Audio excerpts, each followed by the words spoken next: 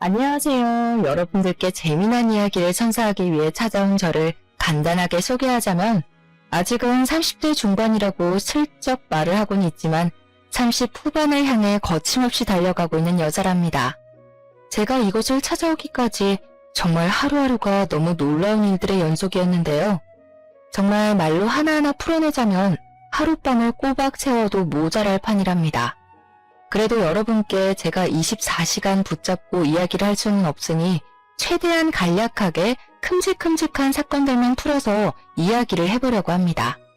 제 이야기를 들은 친구들은 정말 영화로 만들어도 될 이야기라며 저에게 이 공간을 추천해 주었습니다.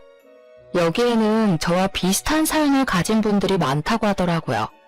저도 제 이야기가 방송에 나온다거나 크게 퍼지는 걸 원하지는 않아서 소소하게 제 이야기를 나눌 공간이 필요했었는데 참 잘 됐다 싶습니다. 제 이야기는 평소에는 절대 일어날 수 없는 일이기도 하고요. 일어나서는 절대 안 되는 이야기이기 때문에 여러분들이 재미나게 들어주실 수 있을 것 같습니다. 다시 생각해도 손이 부들부들 떨리는 제 소름 돋는 이야기를 여러분들께 소개하겠습니다. 충격적인 이야기니까 가슴 꼭 붙잡고 들어주시면 고맙겠습니다. 제 나이, 아직 어리다면 충분히 어리다고 할 수 있는 이제 고작 30대 후반으로 달려가고 있는 여자입니다. 여러분들의 20대, 30대는 어떠셨나요? 대학 생활을 꿈꾸면서 남자친구도 사귀고 MT도 다녀오고 친구들이랑 술도 마시고 행복한 시간을 보냈어야 할 제 20대, 30대는 처참했습니다. 요즘 시대에도 이런 일이 일어날 수 있다고 하실 법한 일을 제가 겪었고 제가 산 증인입니다. 저는 속된 말로 전기가 들어오는 게 신기할 정도로 아주 외지고 캄캄하고 폐쇄적인 시골 동네에서 태어나고 자랐습니다. 마을 사람들은 몇 가구 되지 않았는데 상당히 고시식하고 옛것을 그대로 지키려고 하는 발전하지 못한 사람들이 옹기종기 모여서 자기들끼리의 터전을 구축하고 살았습니다. 그렇기 때문에 여자가 공부를 한다는 것 자체가 말이 안 되는 곳이었고 어쩔 수 없이 나라에서 시키는 최소한의 교육만 이수할 수 있었습니다. 저는 항상 부모님께 여자는 조심해야 하고 내조를 잘해야 하며 시댁에서 부당한 일을 당해도 참고 버텨야 한다고 가정교육을 받았습니다. 그게 전부 부질없는 짓이고 부당한 일이라는 것을 모를 수밖에 없었습니다. 어린 시절부터 꾸준히 듣고 자랐기 때문에 당연하다고만 생각했기 때문입니다. 저는 당연히 분교 출신이었고 중학교, 고등학교를 가려면 읍내까지 아주 먼 길을 가야 했기 때문에 교육을 포기하고 집에서 시키는 잡일을 하며 살았습니다. 그랬던 저는 21살이라는 어린 나이에 손이 귀하디 귀한 집으로 팔려가듯 시집을 오게 되었습니다. 시집을 오게 된 이유 또한 지금 생각해보면 정말 어이가 없었는데 저희 친정에 제 위로 오빠만 3명이 있고 밑으로 남동생이 하나 있었습니다. 그러니까 남자가 많은 집안의 딸이라 우리 시댁에서도 저에게 아들만 턱턱 낳아주었으면 좋겠다고 요구를 하셨습니다. 한마디로 다른 부부는 전혀 본 것이 없고 오로지 집안에 남자가 많기 때문에 저도 그 기운을 타고났을 거라고 수소문을 해서 저를 중매로 데리고 온 것입니다. 어느 날 갑자기 시집을 가야 한다는 부모님의 말에 황당함을 느낀 것도 잠시. 저는 곧 웨딩드레스를 입고 남들이 술 먹고 여행 가고 공부하고 놀 시간에 시집살이를 시작하게 되었습니다. 정말 우리 시댁도 시댁이지만 남편 또한 엄청난 개차반이었는데 우리 남편은 돈을 쓸 줄만 알았지 벌 줄도 모르고 이 여자 저 여자 건드리지 않는 여자가 없다는 소문을 달고 사는 한마디로 아주 저급한 날라리 같은 놈이었습니다. 시댁 동네에 소문이 퍼다한 놈이었는데 저는 타지에서 시집을 왔으니 아무것도 모르고 있었던 것이었습니다. 제가 시집을 갈 때 시댁에서 친정으로 보내준 돈으로 저희 오빠들하고 남동생이 공부도 하고 기반도 잡고 해야 하지 않겠냐고 저희 부모님은 저를 설득하셨었습니다. 딸로 태어났으면 집안의 커다란 기둥이 될 오빠들을 위해서 희생도 할 줄 알아야 한다고 저를 몇 번이나 도망가지 못하게 붙잡으셨습니다. 어릴 때부터 계속된 주입식 교육으로 인해서 저는 타지에 나와 다른 사람들의 생활을 보기 전까지 제가 해야 마땅한 일이라고 생각을 했습니다. 저보다 10살이나 나이가 많은 남편과 결혼하는 게 죽기보다 싫었지만 그 어린 나이에 저는 시집을 오게 되었습니다. 저는 결혼하고 딱 3개월이 되는 시점에 아주 빠르게 임신을 하게 되었는데 정말 2번 다시는 겪고 싶지 않은 일이 벌어지게 되었습니다. 제가 임신을 했다는 소식이 전해지기 무섭게 남편이 어느 날 술을 마시고 집에 들어와서 괜히 기분이 나쁘다며 저에게 화풀이를 했고 제가 넘어지는 바람에 아이가 유산된 것입니다. 하루아침에 뱃속에 잉태되었던 아이가 사라졌는데 시댁에서는 남편 탓을 하지 않고 제 탓으로 모든 것을 돌리기 시작했습니다. 어미가 되어서는 당연히 유산이 되지 않게 아이를 지켜냈어야지. 그렇게 쉽게 아이를 보내? 내 손자 녀석 어떻게 돌려낼 것이야. 성별이 나오지도 않은 작은 전밖에 되지 않은 아이였지만 시모는 당연히 제가 아들을 낳을 것이라고 생각을 하며 본인 손주를 돌려내라고 윽박을 질렀습니다. 그 뒤로 저는 하루빨리 임신을 해서 시부모님에게 보여드리기 위해 시도를 했지만 첫 번째 유산으로 인해서 자궁에 문제가 생긴 것인지 임신이 잘 되지 않았습니다. 당연히 시댁에서는 저에게 몸 관리 하나 제대로 할 줄 모르는 팔푼이라고 하시며 그때부터 저를 구박대기 취급을 하기 시작했습니다. 각고의 노력 끝에 제 나이 24살이 되었을 때 다시 한번 임신을 하게 되었고 정말 소중하게 10달이라는 긴 시간 동안 아이를 지켜낸 덕분에 저는 출산을 하게 되었습니다. 하지만 시댁에서 바랐던 것처럼 아들을 낳은 게 아니라 저는 딸을 낳고 말았습니다. 딸을 낳고 난 이후에 정말 안타깝게도 저는 자궁에 크게 문제가 생겨서 그 어린 나이에 자궁 적출 수술까지 받아야만 했습니다. 시댁에서는 청천벽력 같은 소리에 머리를 싸매고 드러눕기까지 하셨습니다. 당연한 일로 저를 더 구박하고 무시하고 잡아먹고 싶어 안달난 사람처럼 굴었습니다.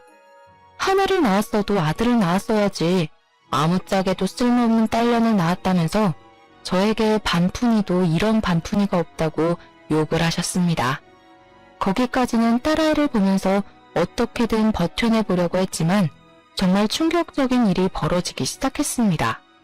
저희 딸을 보면서 아들이 아니라 딸이라 쓸모가 없다며 남편까지도 저와 딸을 무시하기 시작하더니 바깥으로 나돌아다니는 게 아니겠습니까?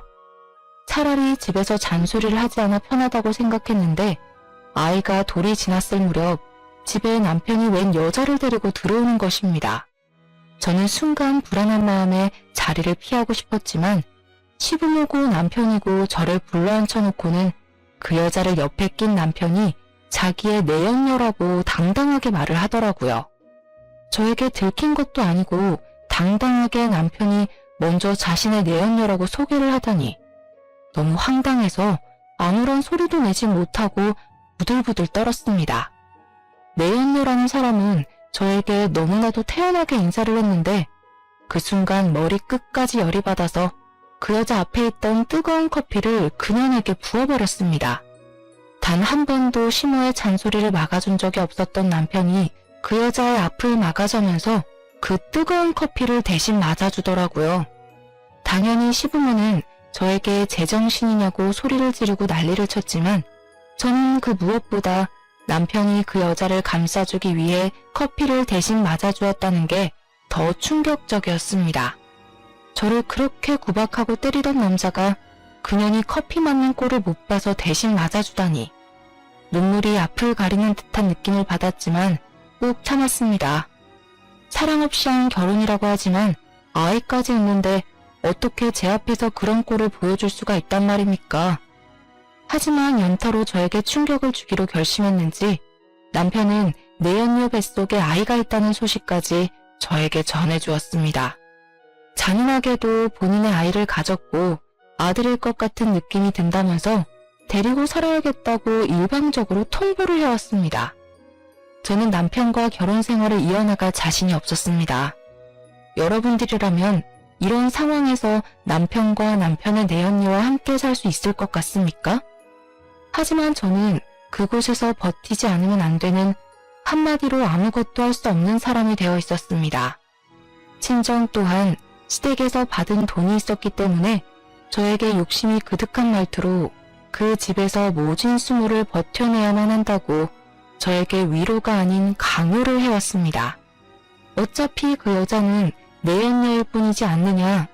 본처는 저이기 때문에 무조건 버텨내야지만 그 집안에서 한 몫을 당당하게 챙길 수 있는 거라고 하셨습니다. 나중에 유산을 다 받아 챙기고 나면 내연녀가 울고불고 빌 것이 분명하기 때문에 무슨 일이 있어도 포기하면 안 된다면서 저에게 할 수 있는 건 버티기밖에 없다고 하셨습니다.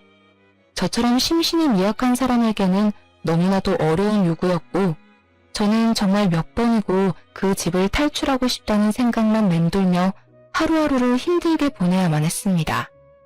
제가 점점 집에서 할 수 있는 일이 줄어들고 말이 사라지고 가족들이 저를 찾게 되지 않고 저와 제 딸은 뻗어놓은 보리자루 같은 취급을 당했습니다.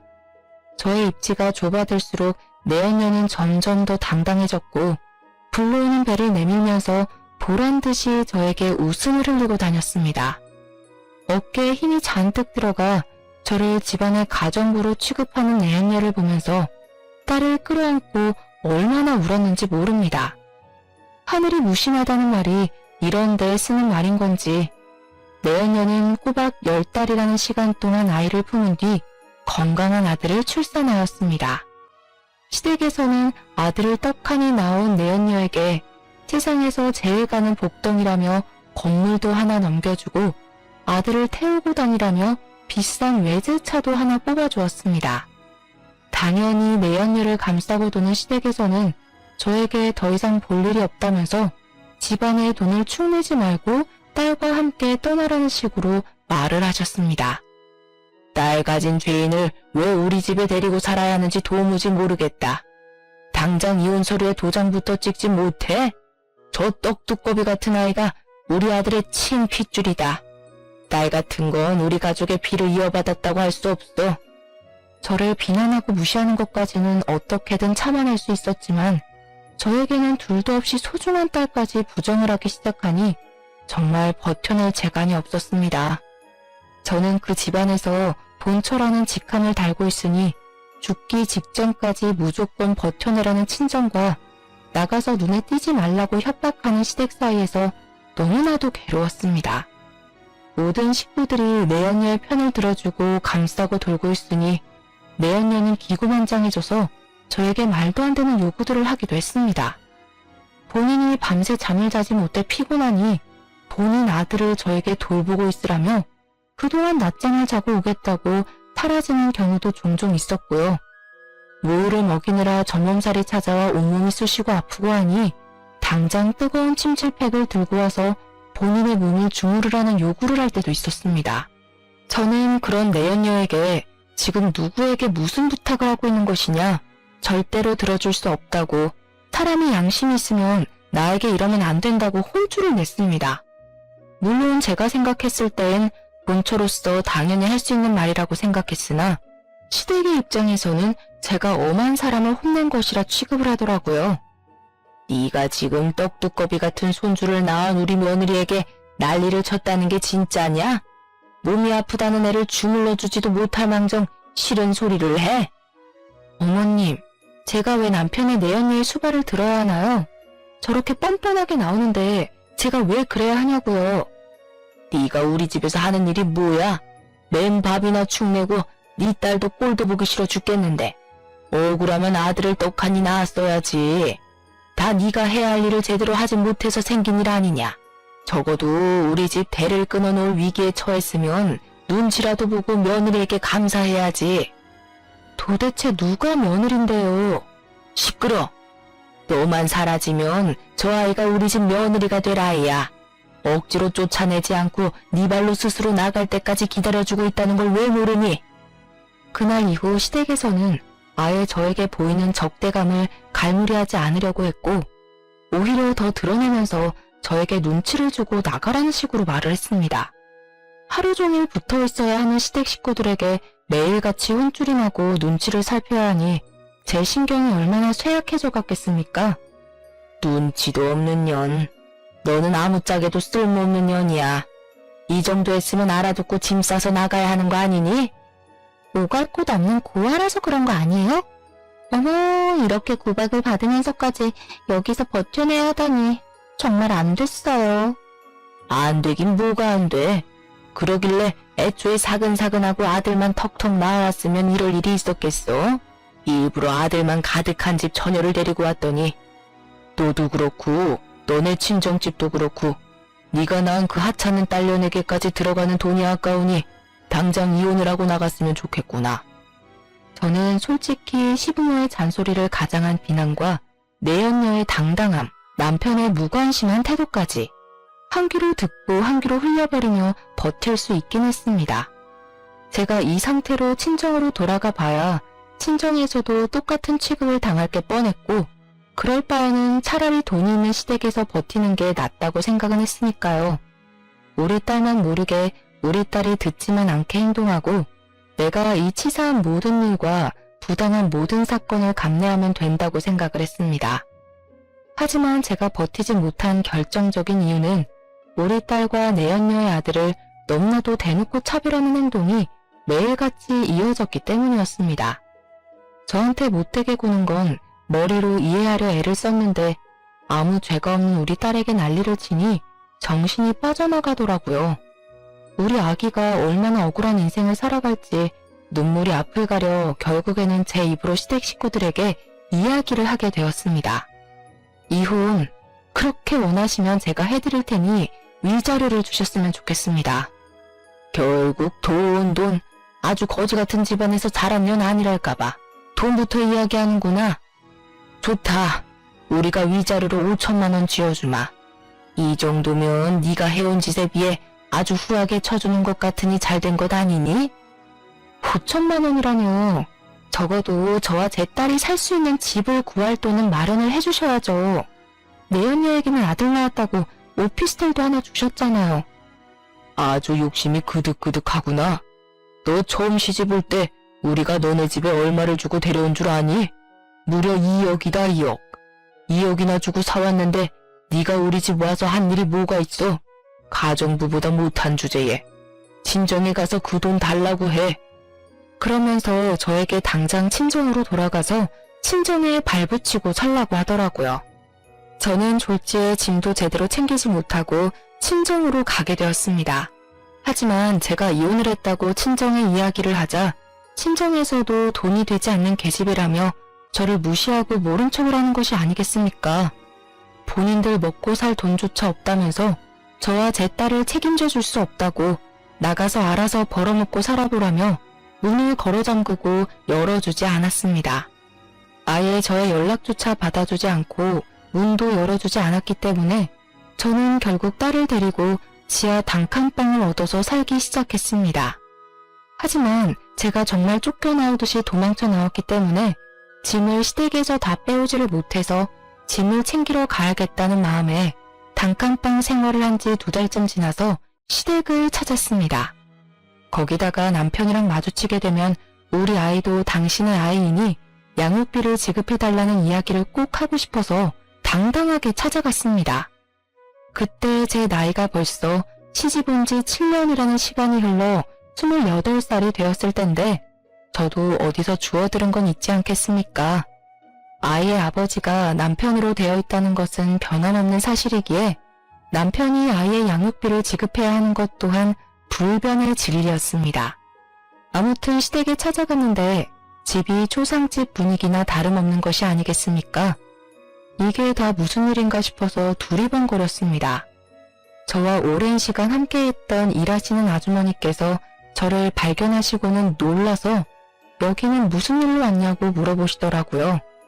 저는 짐을 가지러 왔고 남편을 잠깐 만나고 싶다고 이야기를 했더니 일하시는 분이 글쎄 우리 시부모가 갑자기 죽어버렸다고 말을 해주는 것이 아니겠습니까? 갑자기 죽었다고요? 왜요? 자세한 건 글쎄 저도 잘 모르겠는데 두 분이 볼일을 보러 차를 타고 나가셨는데 차량 브레이크가 고장이 났대요. 그렇게 사람 못되게 굴고 욕심 잔뜩 부리시더니 너무 허망하게 가셨지 뭐예요. 저는 솔직히 시부모가 한날 한시에 죽었다는 것이 충격으로 다가오기보다는 통쾌하다는 생각이 먼저 들었습니다. 도강지처인 저를 그렇게 모질게 내치더니 아주 벌받았구나 싶었습니다. 저는 시댁에서 제 짐을 빼오려고 했지만 일하시는 아주머니께서 저에게 말씀하시기를 남편이 제가 찾아오거나 물건을 가져가라고 하면 절대로 주지 말라고 했다는 겁니다. 자기도 고용이 된 입장이라서 무시할 수가 없다고 이만 돌아가 달라고 말을 하는데 아주머니 입장도 있으니까 제가 물러서게 되더라고요. 결국 남편이 있을 때 다시 오겠다고 생각을 하며 시댁에서 나와 멀어지는데 시부모가 죽었다고 한 그 말이 자꾸 귀에 맴도는 게 아니겠습니까? 정말 욕심이 그득한 인간들이라 벽에 똥칠을 할 때까지 살 것이 분명하다고 생각을 했는데 허망하게 죽어버렸다고 하니 자꾸 그 꼴이 궁금하더라고요. 그렇게 부모 품에 쌓여 살던 남편이 어떤 모습으로 초상을 치르고 있을지 내연녀는 정말 시부모의 사랑을 잔뜩 받아 얼마나 더 기고만장해졌는지 그 잠깐 사이에 그 둘의 사이가 돈독해졌는지 궁금해서 저는 장례식장을 찾아가기로 결심했습니다. 장례식장에 정말 남편이랑 내연녀 아들이 셋이서 상복을 입고 시부모님 영정사진 앞에 떡하니 있더라고요. 저는 당당하게 조문을 했습니다. 내연녀 아들은 돌쟁이 아기였는데도 그 자리에 같이 있는 걸 보니 당당하게 아들을 낳았다는 걸 친척들에게 과시하고 싶어하는 것 같았습니다. 저도 보란듯이 조문을 하자 내연녀가 저를 표독스럽게 째려보면서 제 팔을 딱 잡는 게 아니겠습니까? 저는 그 팔을 뿌리치고 일부러 시부모 영정사진 앞에 국화꽃을 두었습니다. 여기가 어디라고 찾아와요? 본처를 밀어내고 앉은 후처가 아주 말이 많네. 제가 일부러 사람들 들으라는 듯이 딱딱하게 큰 소리로 이야기를 하니 내연녀가 흠칫하면서 주위 사람들의 시선을 의식하고 이를 악물더라고요. 영정사진에 환하게 웃고 있는 시부모를 보니 저는 마음 한구석에서 올라오는 토기와 비웃음이 한꺼번에 올라왔습니다. 그러다 결국 피식하고 웃음을 흘렸죠. 내연녀가 조용히 다가와서 미친 거 아니냐고 분란 일으키지 말고 꺼지라고 하는데 그냥 얼굴에 침이라도 뱉어주고 싶었습니다. 내연녀는 남편을 쳐다보면서 저를 쫓아내달라는 식으로 손짓을 했는데 남편이 아무 소리도 하지 않고 저를 이상한 얼굴로 바라보는 게 아니겠습니까? 미련이 남아서 그렇게 보는 것 같아 보이진 않았는데 뭔가 하고 싶은 말이 잔뜩 있는 사람처럼 저를 쳐다보고 있었습니다.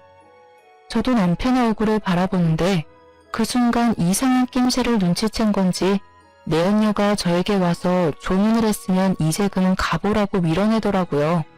아무래도 사람들의 시선이 집중이 되고 흥미진진한 눈들로 귀를 쫑긋하고 있으니 본인이 쪽팔린 줄은 알았나 봅니다.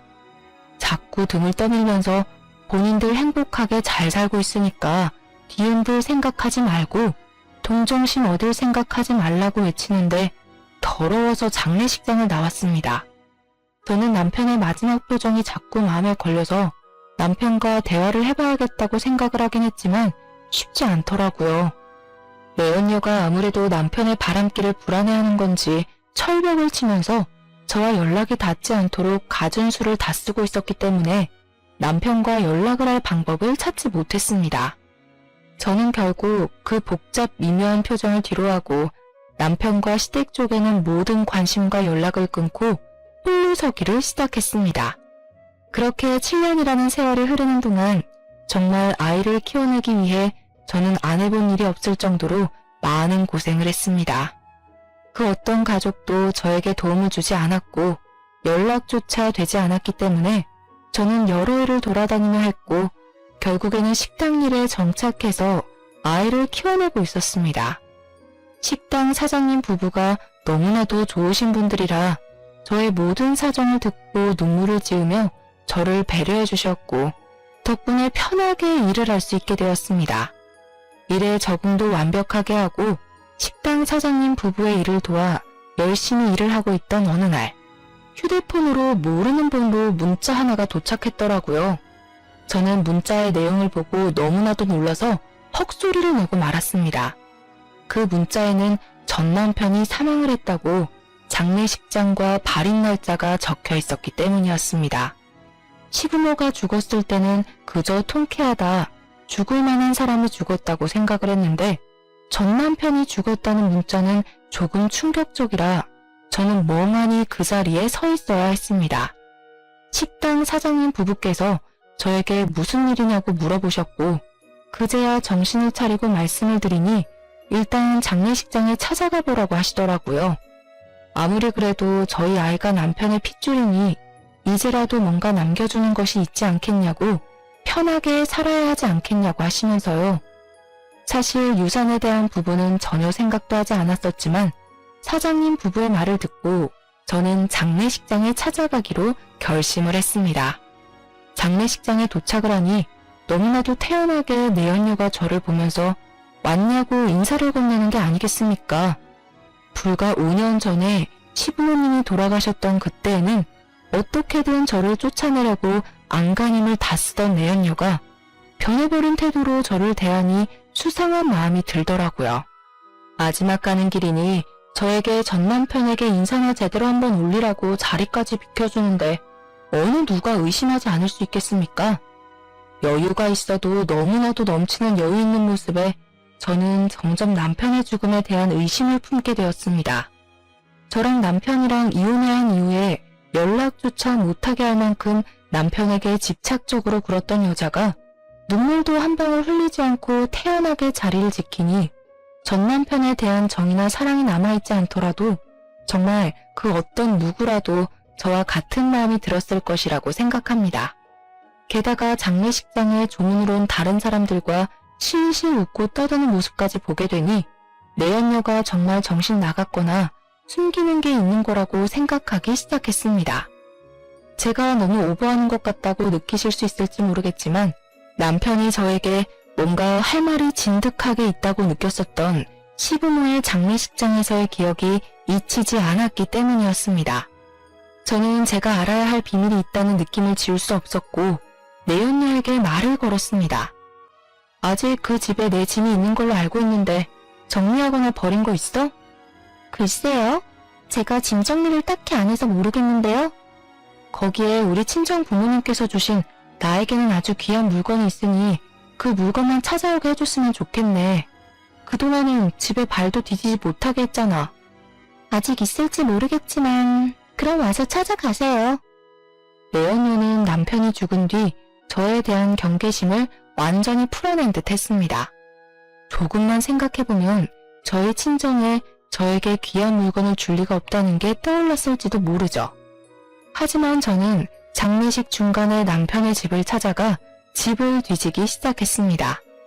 내연녀가 눈치채기 전에 남편이 무언가를 숨겨뒀을 거라 생각했습니다. 한참을 집을 뒤졌지만 이렇다 저렇다 할 흔적을 발견하지 못했는데 남편의 서재 구석진 곳에서 남편이 직접 쓴 다이어리를 발견하게 되었습니다. 그런데 다이어리 구석에 홈을 파둬서 무슨 USB 같은 것을 숨겨둔 것이 아니겠습니까? 저는 이게 뭘까 궁금함을 가득 안고 남편의 다이어리를 읽어 나갔습니다. 다이어리를 읽다가 도저히 끝이 나지 않을 것 같아서 집으로 들고 돌아왔고 집중을 해서 읽기 시작했는데 정말 그 메모들은 충격적이었습니다. 남편이 적어둔 말에 의하면 내연녀가 남편을 죽이려고 한다는 것이었습니다. 몇 번이나 의문투성이인 자동차 사고 위기에 처했었고 누군가 술에 취한 자기를 차도로 밀어버리려고 했던 적도 있었다고 전부 내연녀가 꾸민 짓 같다고 적혀 있었습니다. 저는 의문이 가득 들었습니다. 혹시 남편이 정신병에 걸렸던 것은 아닐까 하는 생각이 더 강하게 들었습니다. 남편에게 그렇게 집착을 했던 내연녀가 갑자기 왜 남편을 죽이려고 든단 말입니까? 남편과 함께 있으면 평생 돈 걱정도 없이 살 수 있었을 텐데요. 그리고 몰래 숨겨두었던 그 USB 안에도 어떤 자료들이 들어있을지 궁금해졌습니다. 저는 이 내용들을 혼자 감당해서는 안 된다고 생각했습니다.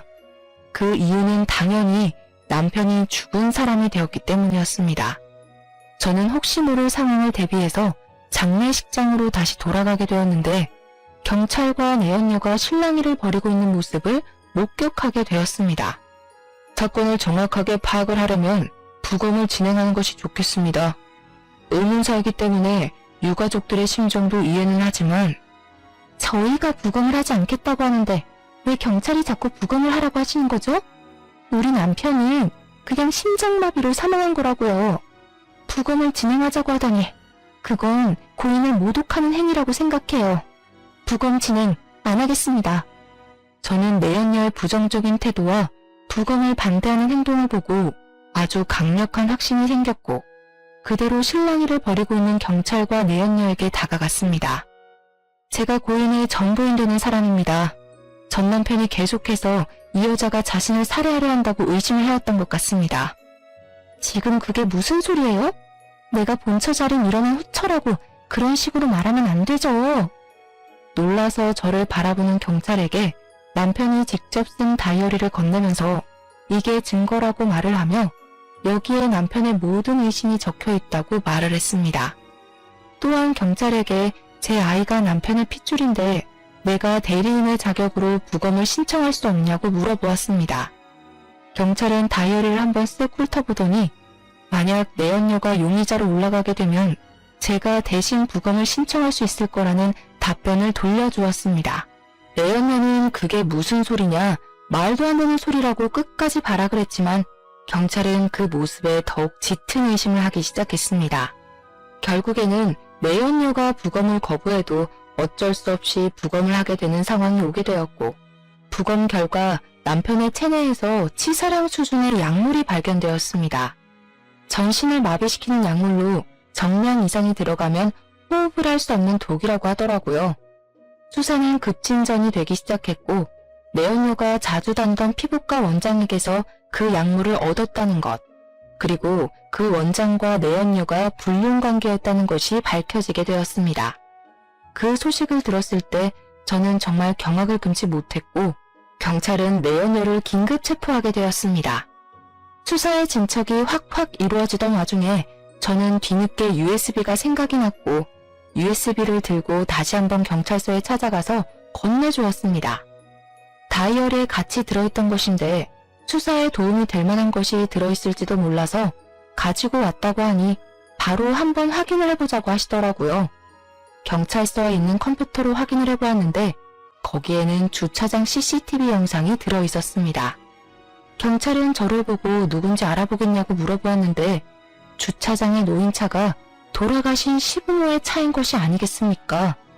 그 앞선 영상에서는 내연녀가 어떤 남자랑 함께 차 밑에 들어가서 무언가를 조작하는 것 같은 영상이 나오고 있었습니다. 남편의 부모, 그러니까 시부모가 차량 브레이크 고장 사고로 죽었어요. 경찰은 그 사건 또한 내연녀가 범인이라는 것을 확신하게 되었고 내연녀를 바로 추궁하기 시작했습니다. 처음에는 죽어도 아니라고 발뺌을 하던 그 여자는 CCTV 영상이 있다는 것을 밝히니 망연자실하면서 전부 시인을 하게 되었습니다. 내연녀와 함께 차 밑에서 조작을 했던 그 공범은 바로 피부과 원장이었습니다. 저는 순간 머리에 망치를 맞은 것 같은 기분이 들었습니다. 시부모가 죽은 시점이 내연녀가 아들을 낳고 얼마 지나지 않아서 아니겠습니까? 남편의 시신이 부검을 마친 뒤 화장을 하기 전이었기 때문에 저는 서둘러서 내연녀의 아들과 남편의 유전자 검사를 의뢰하게 되었습니다. 사건의 정말은 아주 쉽게 드러나게 되었습니다. 이실직고하는 사람에게 감형을 해주겠다는 거짓말에 둘 다 홀라당 넘어가서 서로의 죄를 낱낱이 고하게 된 것입니다. 내연녀는 시댁의 재산을 전부 차지하겠다는 일념으로 불륜남과 짜고 그런 짓을 벌였던 것이었습니다. 결국 경찰에서 촘촘하게 수사를 하고 제가 전해준 결정적인 증거로 인해서 둘 다 구속이 되었고 법의 심판 앞에서 서게 되었습니다. 당연한 수순으로 살인자이기 때문에 재산 상속에서 제외가 되었고 상속을 받을 수 있는 사람은 제 딸과 내연녀의 아들밖에 남지 않았습니다. 일주일이라는 시간이 흐르고 저는 친자 확인에 대한 결과를 받을 수 있게 되었는데 충격적이게도 내연녀의 아들은 남편의 친자식이 아니라는 결과가 나왔습니다. 저는 정말 소름이 전신에 가득 돋았고 유치장에 갇혀있는 내연녀를 찾아가게 되었습니다. 얼굴이 허옇게 질린 채로 힘없이 제 앞에 앉은 내연녀에게 저는 정색을 하며 이야기를 했습니다. 너 정말 소름 돋는 년이다. 그 돈이 욕심나서 시분 후에 남편까지 죽여? 애초에 접근했을 때부터 그 피부과 원장이란 놈이랑 만나던 사이였던 거 다 알아. 그러자 내연녀가 아주 못 들을 소리를 들었다는 듯이 과하게 깔깔 웃으면서 저에게 말을 하더라고요. 증거 있어? 이럼 어차피 우리 아들이 전부 상속받을 건데 너한테 콩고물이 떨어질 것 같아? 그동안 저에게 보여주었던 가식적인 모습을 모두 갈아치우고 본색만 남은 채로 표독스럽게 째려보면서 말을 하는데 오금이 다 저려왔습니다. 하지만 저도 강력한 증거가 존재했기 때문에 미리 준비했던 친자 확인서를 내연녀 앞에 들이밀면서 말을 했습니다. 야, 네 아들 우리 남편 아들 아니던데? 내가 모를 줄 알았어? 법적으로 조치 취하는 중이야. 네 아들이 친자가 아니고 친부가 글쎄 피부과 원장이라더라? 그래서 파양 소송하기로 했어. 그러자 내연녀 얼굴이 갑자기 바뀌더니 분노에 가득 차서 저에게 소리를 지르는 것이 아니겠습니까? 내 돈! 내 돈! 내 돈은! 너 무기수가 될 것 같은데 무슨 돈? 그 돈 뭐하게? 감옥에서 쓰게? 그 말이 끝나기 무섭게 내연녀가 벌벌 떨면서 갑자기 제 앞에 무릎을 꿇고는 형님 한 번만 봐주세요. 제발 불쌍히 생각해서 한 번만 용서해주세요. 하고 울면서 비는 게 아니겠습니까? 제가 그동안 다 잘못했어요. 제발요. 저에게 유능한 변호사 하나만 붙여주세요. 제가 재산은 절대 탐내지 않을게요. 다른 건 몰라도 저희 아들이 먹고 살 수 있을 만큼만 떼서주시면 안 될까요? 제발 간곡히 부탁드릴게요. 죽으라면 죽을게요. 내가 왜 그래야 하는데? 너 때문에 당한 수모가 한두 개가 아닌데 내가 왜 너 같은 버러지한테 그런 자비를 베풀어야 해? 솔직히 시부모 죽은 거? 남편 죽은 거? 뺀통이야. 나는 그들이 읽어둔 재산 내 딸이랑 펑펑 쓰면서 행복하게 살 거야. 제가 그 말을 끝으로 뒤돌아 나오려고 하는데 가림막 판으로 악을 쓰면서 저에게 달려들 듯 발악을 하니 교도관들이 줄에 묶인 내연녀를 끌고 가더라고요. 마지막 꼬락서니까지 저리 초라하고 볼품없는 모습이라니 정말 뼛속까지 시원해지는 느낌이었습니다. 재판이 시작되고 1심에서 사형이라는 결과가 나오게 되었고 공범인 피부과 원장도 죄질이 나쁘다는 이유로 무기징역이 나왔습니다. 하지만 2심 재판에서는 피부과 원장과 내연녀 둘 다 무기징역으로 확정이 나게 되었습니다. 한국에서는 사회적인 이슈가 크게 되지 않는 이상 사형수가 잘 나오지 않기에 어느 정도 감내는 했지만 사형수가 아니라는 것이 못내 서운하기까지 했습니다. 죽은 시댁의 모든 재산은 우리 딸에게로 상속이 되게 되었고 변호사를 통해서 세금을 내고 수입료를 정리했음에도 통장에 어마어마한 돈이 꽂히게 되었습니다. 통장에 찍힌 금액을 하나하나 세어보는데 정말 꿈만 같더라고요. 평생 살면서 이만큼의 돈을 벌어볼 수 있을까 싶을 정도로 어마어마한 돈이 떨어지게 되니 현실감이 느껴지지 않았습니다.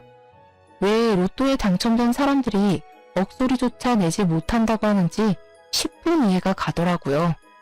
주변을 정리하고 나니 1년이라는 시간이 뚝딱 흘렀는데 어느 날 갑자기 내연녀가 구구절절한 편지를 저에게 보냈더라고요. 자기를 용서해줄 생각은 없냐? 감옥 생활이 너무 힘들다고 차라리 죽고 싶은데 감시가 심해서 죽을 수도 없다고 말입니다. 저는 당연히 그 편지를 다 읽고 박박 찢어버렸습니다. 제가 왜 그런 정신나간 놈들을 너그러운 마음으로 용서를 해줘야 한단 말입니까? 세월이 빠르게 흐른다지만 다시 오롯이 저에게 집중할 수 있는 시간이 되니 제 나이가 고작 36살밖에 먹지 않았더라고요. 아직 제 나이가 너무 창창하지 않겠습니까? 이 돈으로 평생 우리 딸과 놀고 먹어야겠다 다짐을 했는데 저희 친정에서 이 모든 소식을 듣고 저를 찾아온 것입니다.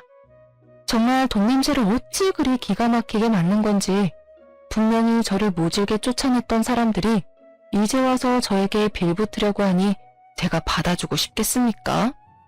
우리 딸과 제가 힘들게 살아왔던 10년이 가까운 그 시간 동안 아무런 힘도 편도 들어주지 않았던 사람들에게 제가 왜 자비를 베풀어야 할까요? 나 사업하게 돈을 좀 빌려줬으면 좋겠는데 이야기 들어보니까 평생 펑펑 써도 남을 만큼의 돈이 들어왔다며? 나도 우리 딸 덕에 돈 좀 써가면서 호강해보자. 이런 게 효도니? 효도가 별거냐? 응? 내가 그 힘든 시기를 견딜 때마다 모질게 몰아내놓고 이제 와서 나에게 돈 빌려달라 효도해라 하는 거 수치스럽지도 않아? 내가 한 번만 도와달라고 우리 딸이랑 나랑 오갈 데가 없다고 했을 때 대문 빗장까지 걸어 잠근 사람들이 누구야? 바로 당신들이야.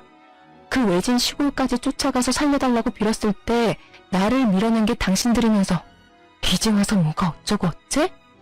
그날 이후에 나는 당신들과의 모든 인연을 정리하기로 마음먹었고 그 마음 지금도 변치 않아. 당장 내 집에서 꺼져. 인연이? 키워준 값도 모르고 배은망덕하게? 나 혼자 컸지. 언제 나를 키워줬어? 나를 그 지옥 같은 시댁에 팔았을 때 받은 돈이면 노후 생활 충분하지 않아? 그 시골에서 풀떼기나 키우면서 평생 자급자족하고 살아.